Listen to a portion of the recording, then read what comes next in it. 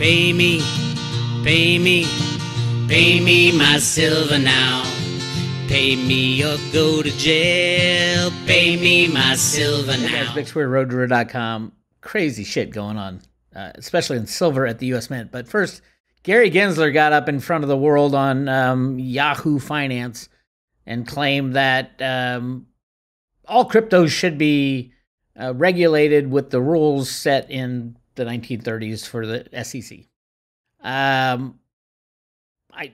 For some reason, he felt like he had to come out, kind of brushed off the discussion of, hey, Gary, you must have known because you talked about it in all your lectures at MIT that these exchanges are fraudulent, and yet you had FTX management and people from the CFTC there working for them, 4 of them, as I recall, and yet you didn't shut them down. You let people take their hard-earned money and put it into a massive Ponzi scheme, knowing it was a Ponzi scheme. What kind of regulator are you? What kind of cop on the beat are you? Check out the number 2 person over at the CFTC. I forgot her name, but she's from JP Morgan. She's a commissioner from JP Morgan. She gave the old speech, never let a good crisis go to waste. It's exactly what Gary Gensler is doing. Gary, you need to come clean. Come on, dude.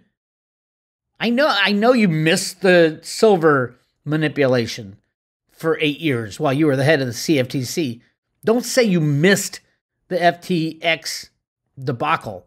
You were teaching it at MIT. Yes, the same place where your boss was Sam Bankman-Fried's father. This is just beyond the pale, as they say. So, Gary Gensler, you better start telling the truth or nobody's going to believe in the U.S. regulators anymore. I don't know why they do now, but come on, come clean. Tell everybody the truth and stop lying through your teeth. Speaking of lying through their teeth, I just found something, I always wondered, what is the ramifications of silver eagles not being sold to the public? What are the ramifications of that? To the price of silver, to the amount of silver consumed, to everything. And it's a very hard number to figure because I went through all the Silver Eagle productions for the past 5 years. Back in 2012 or 13, we had 47 million Silver Eagles made. So that's, at least at the time, that was maximum production. Now, the current head of the mint said she has greatly expanded that. But we went from that in 2017, when JP Morgan was all of a sudden stopped from buying Silver Eagles. Yes, it was mainly JP Morgan buying those 47 million Eagles. But it went to 18 million ounces in 2017. This is the Silver Eagle production. 16 million ounces in 2017. 2018, 14.8 million ounces. And then 2020, it went to 30 million ounces. That's starting to get back up because people are starting. Now, remember, this is the mint is still allocating the Silver Eagles not to meet demand. And in 2020, that's when the premium started to go up and people were asking questions. What the hell? I'm not going to pay $5, $6 for a Silver Eagle. And now they're what? $5 to $6 over spot. And now they're, $15 over spot. I've heard people selling them for double the price of silver. Now here's the problem. And I want people to understand this. A lot of people are not buying at that price. And I don't recommend anybody buy at that price. Because this is an artificial shortage coming from the U.S. Mint, who is required by law to make Silver Eagles in quantities to meet demand. But I wanted to find out, okay, how can I determine how much this is harming? How many Silver Eagles would we have sold if Ventures Gibson was doing her job at the U.S. Mint and supplying them to meet demand? So I backed into it because a lot of people, including Andy Schechtman's huge buyer of $50 million, she wanted all Silver Eagles, couldn't get them. So she did, I think, $20 million of Eagles and the rest in $30 million in mostly gold Eagles. From what I hear, they did some pre-65 coins, a lot of gold Eagles, and a lot of people will do that. Well, if I can't get a Silver Eagle because they either don't have them or I don't want to pay double the price, I'll just buy a gold Eagle. They're both, monetary metals. Theoretically, they're doing the same thing. And is that what happened? So here's what I did. I went to the U.S. Mint website. I went to the bullion sales, and they track it. For example, take a look. Here we are, 2022, American Eagles. On the left side, they have all the gold Eagles. Now, gold is sold in not only 1 ounce, but half ounce, quarter ounce, and a tenth of an ounce. So I just did the total sales of gold Eagles, and I looked at it, and I'm like, that seems like a lot. 976,000 Eagles. I'm like, that's a lot of Eagles. Remember, Eagles are what, $1,800 a piece, right? So I went back in time. In 2022, we did, like I said, 976 Eagles. But I went back those same 5-6 years. In 2017, there was only 300,000 Eagles. In 2018, there was 245,000 Eagles. In 2019, there was 152,000 Eagles. I'm like, wait a minute. That's probably what normal supply and demand was, because there were these massive premiums. And then you hit 2020, 2021, and 2022, it jumped from 152,000 to 844,000. But the premiums on gold Eagles didn't go crazy. It was the silver Eagles that went crazy. So this jump of, what is that, 700,000 coins, a massive, like, quadrupling of the amount of gold Eagle sales, I am interpreting that as the money that would have gone into silver Eagles had they been available, and instead they went into gold Eagles because the silver Eagles weren't available at a decent premium. So I extrapolated all that. Here's what I get. Had the U.S. Mint not in the last 3 years pretty much stopped making silver Eagles to meet demand, had they not done that, we would have sold an extra $1.5 billion worth of silver Eagles. That's the change from the high amount of gold Eagles sold and the low amount of silver Eagles. $1.5 billion would have gone into silver Eagles instead of the gold Eagles, which 1.5 billion is right around there, would be 60 to 75 million ounces of silver Eagles on top of what they did, which is 16. So you're looking at 80 to 90 million ounces of silver Eagles should, and I say this with a heavy heart, should have been made and sold to the public at premiums, probably premiums no more than $2-3, because that's what it costs to make them. That's what should have happened. Why didn't it happen? Let's ask this person. Ventris Gibson, the head of the U.S. Mint. I know she takes orders from Janet Yellen, but she needs to come clean with the public. Now, why did Ventris Gibson put to be acting head of the Mint in October of 2021? Why is that?